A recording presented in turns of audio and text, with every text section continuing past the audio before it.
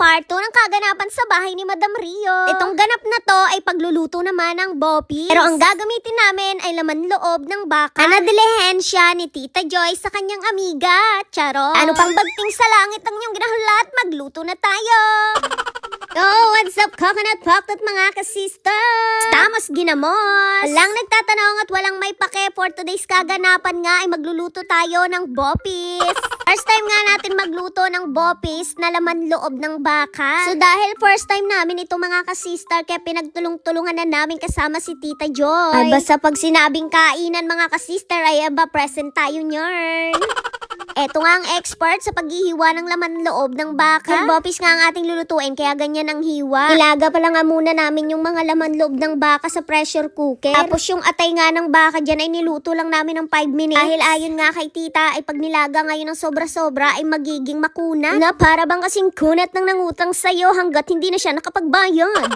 Yung nahiwa nga namin dyan mga ka-sister, ayan ang unang batch. Ibahasa hindi nga siya kumasya sa pressure cooker ko kaya naman pinag-second first batch natin. At nagdaan ang ilang taon. Charot. Finally, naluto na rin ang ating nilagang mga laman loob. So, bale, meron lang tayo dyang dila, liver, puso ng baka. This time naman, i-take over natin ang paghihiwa dahil si Tita Joy kanina pa siya talaga naghihiwa. Imagine from the carrots na hiniwa niya kanina pa simula nung dumating kami dito. At dahil gusto talagang maluto ito ni Tita Joy, kaya naman, go tayo dyan mga be. Matrabaho din kasi talagang lutuin ang bopis mga zis. Dahil sa paghihiwa pa lang, talaga namang mauubos ang oras mo. At bukod nga dyan ay ilalaga mo pa ito, kaya kailangan mo talaga meron kang pressure cooker. At dahil tambay tayo dito hanggang mamayang hapon, kaya okay lang. Alam nyo na kung paano kami magsama-sama. Puro kami luto, kaon dyan. Butod na naman ang tiyan natin ito mga ka-sister.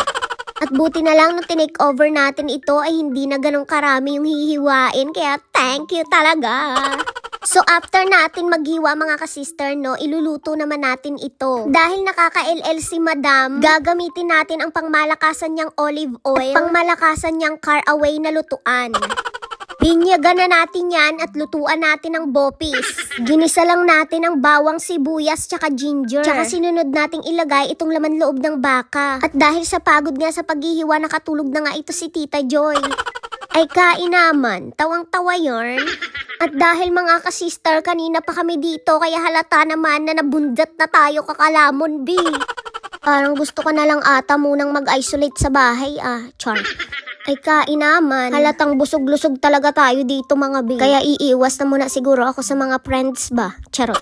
Mahirap nang madali tayo ng high blood ba? Puro lamon man ang ating mga ginawa kapag magsama-sama ba? Ayon sa aking na research no, ng kay